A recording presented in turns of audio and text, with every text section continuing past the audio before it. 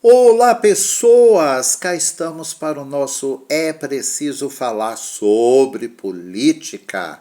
E os assuntos da pauta de hoje são a atuação dos partidos políticos aqui em Saramandaia, não é? O PED do PT, que está acontecendo agora no dia 6 de julho, e um recado da zona rural para a prefeitura, sobretudo a Secretaria de Infraestrutura, a CEINFRA. Mas vamos então à atuação dos partidos aqui em Maracás. Eu já diria que é uma zero atuação. Aqui é caso de polícia, né? Historicamente, infelizmente, inclusive eu digo isso com certa tristeza, que nós temos uma coleção de partidos de aluguel e o resultado disso é lastimoso. Eu gostaria de citar como exemplo o seguinte: vocês já pensaram alguém exercendo a medicina sem nunca ter ido a uma faculdade? Nunca ter tido nenhuma leitura de base científica, sem nenhuma experiência técnica, sem nenhum estágio e residência, você iria ou confiaria na atuação de um profissional desse que se diz médico? Eu tenho certeza que não.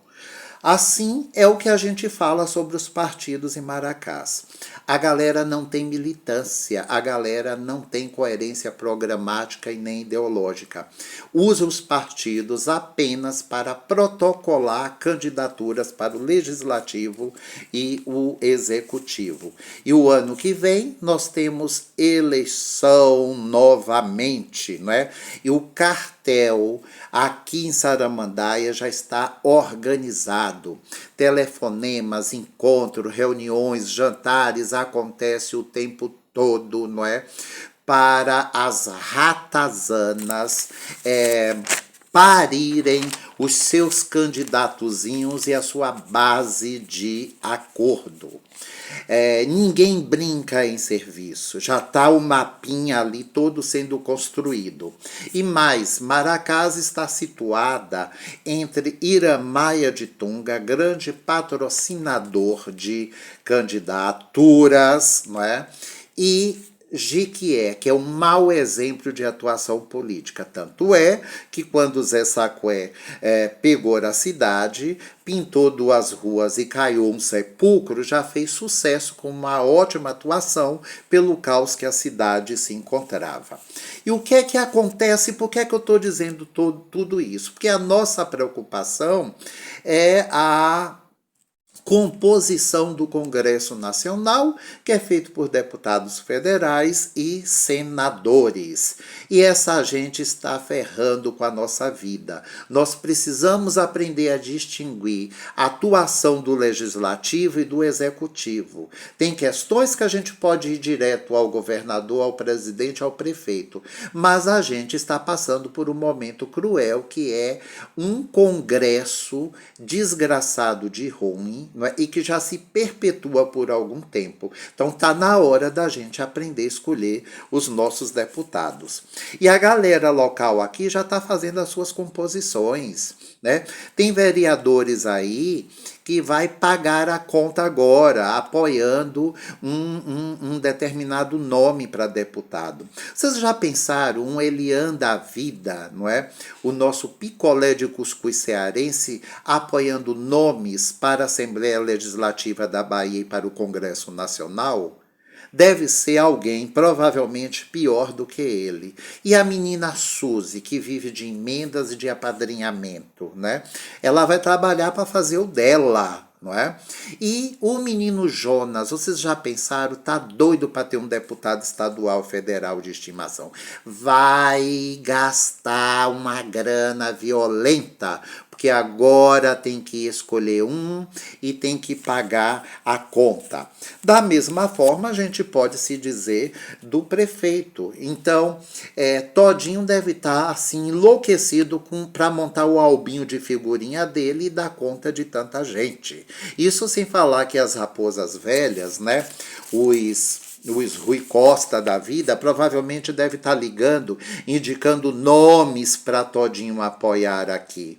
E gente que inclusive não é do PT, porque Rui Costa surpreende o tempo todo. Bem, então a gente vai ver aí os Britos, os Euclides Fernandes, os Hassan, os Patrick, né? Leu, Teiu e a turma do Vai Tomar no Caqui, toda se organizando, né? Eu fico admirado como a gente tem a mão podre para escolher essa gente. Em troca de 2 ou 3 empreguinhos para A ou para B na Assembleia Legislativa e os dinheirinhos que cai de emenda impositiva que deveria estar sendo utilizada pelo governo para dar conta de todas as necessidades da gente. Isso sem falar que toda essa gente que eu estou dizendo aqui é de partido do centrão e da extrema direita. Então a gente quer segurança, quer educação, quer moradia, quer conta de luz adequada, só que a gente vota aqui em quem ferra com a nossa vida lá em cima, de quem usa emendas, né, parlamentares para poder estar fazendo a festa. E o outro assunto que a gente emenda nesse aqui é o PED, que é o processo de eleição direta do PT, não é? Para eleger os seus representantes do Diretório Nacional, dos diretórios estaduais e dos diretórios municipais. Eu não sou petista, não sou mais filiado ao PT, mas estou aqui divulgando isso porque eu considero importante para a gente entender um pouco da política. Mesmo porque o PT ainda é um dos partidos que exerce essa democracia para a escolha das suas lideranças. E já está cheio de falhas, imagina os outros partidos que existem por aqui. Então o PED vai acontecer nesse domingo 6, agora, em todo o país, não é? E os filiados do PT, ou aqueles que se filiaram até 28 de fevereiro, vai poder votar no presidente ou presidenta nacional, no estadual e no diretório municipal. É um mandato de 4 anos e a gente não, que eu não sou mais petista, ainda falando pelo vício, não é? Tem um regulamento e nesse regulamento essas chapas que forem escritas têm que ser compostas pela cota de gênero, 50% de homens e 50% de mulheres, e dessa totalidade, 20% de ambos os lados, considerando espaço para jovens, negros e indígena. O Diretório Nacional, a gente está aí com vários nomes, eu vou destacar apenas 2 aqui para fazer um comentário, que é o Edinho Silva, o ex-prefeito de Araraquara, São Paulo, e que é apoiado por Lula. Ele tem um perfil centrista e governista, foco na estabilidade e também na continuidade da base de aliado. É um nome forte porque todo mundo segue um pouco o que Lula quer e Lula quer ter um pouco o controle do partido porque ele já tem problema demais. Só que o partido continuará nesta linha que vem por aí. Um outro nome também, que faz o contraponto de tudo isso, é Walter Pomar, que internamente é da tendência à articulação de esquerda, a AE, e é uma liderança também histórica do PT, e ele luta por um PT de mais militância e radical, com ênfase na mobilização social, para ter o povo gritando e se articulando para as principais necessidades e reformas, sem necessariamente o pragmatismo das negociações. Vamos torcer. Talvez entre um moderado, mas o candidato de Lula levará a chance. Com tristeza, eu diria.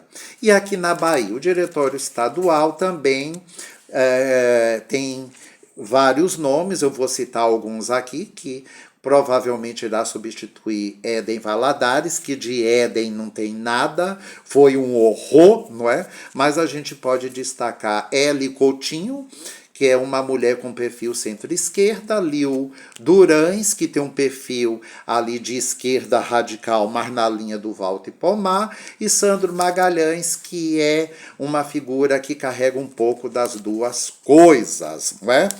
E, gente, aqui em Maracás a gente tem ao Sérgio e Jamon em família, não é, que já é presidente, está se candidatando aí à reeleição, e que teve um mandato que ficou a desejar, acumula irregularidades, coordena um PT de aluguel, é mais do mesmo piorado, e a chapa sequer segue as normas do regulamento, por exemplo, da coisa da paridade de gênero, né? Eles não têm 50-50 para dividir entre homens e mulheres. Na contrapartida, tem Enso, que é do Sindicato dos Mineradores, é uma nova possibilidade e talvez o caminho de uma provável mudança. A gente tem algumas expectativas. Uma é com relação a Todinho. Como o Todinho está se portando e se ele vai se meter nessa eleição, como foi o caso da última, não é?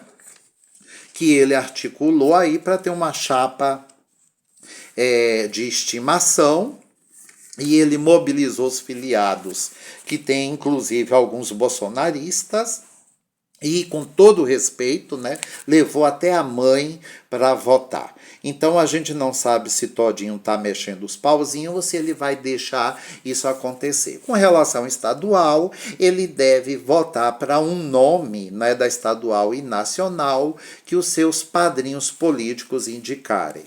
Outra coisa é como será a composição após os resultados, porque a chapa que tem a maioria de votos ocupará os maiores cargos dos partidos. Ao Sérgio, se ganhar, terá a maioria.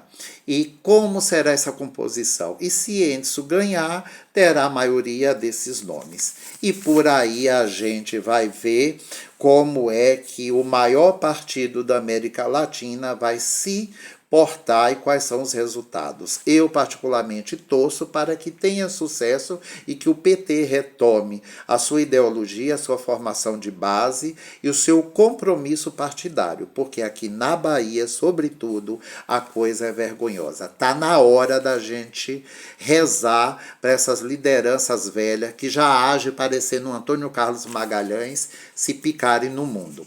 E para finalizar, gente, nós temos aqui um recado da zona rural, das pessoas aí da região da Tabua, da Mariquita, Capoeiras, Canabrava, Sirigado e Quilombo. As pessoas estão gritando e apelando porque eles estão sem luz, não tem luz nos postes. Precisa fazer a manutenção dessa iluminação e tem muitos postes, inclusive, né, com braços quebrados. Esta é uma situação que prevalece desde Soia e até agora as providências não foram tomadas. E para piorar a situação, pessoas dessas regiões aí falou e vem informando que no Camulenge, por intermédio de vereador e para satisfazer o seu reduto eleitoral, houve manutenção da iluminação, passaram o São João com luz e as demais regiões não. A pergunta é para a CEINFRA, para o nosso amigo aí Caio Pisani, como é que anda isso, Caio? Qual é o plano de ação que se tem? Eu sei que isso custa caro, que isso precisa de dinheiro, mas as pessoas já estão sem luz há muito tempo. É necessário que pelo menos situe as pessoas como é que esse plano de manutenção será executado. As pessoas pagam impostos, as pessoas reclamam, as pessoas estão sem luz. Isso é uma questão de segurança, principalmente nos dias de hoje. A gente espera que Caio possa dar um retorno, que isso se resolva. Vamos que vamos, porque essa semana nós ainda teremos mais vídeos.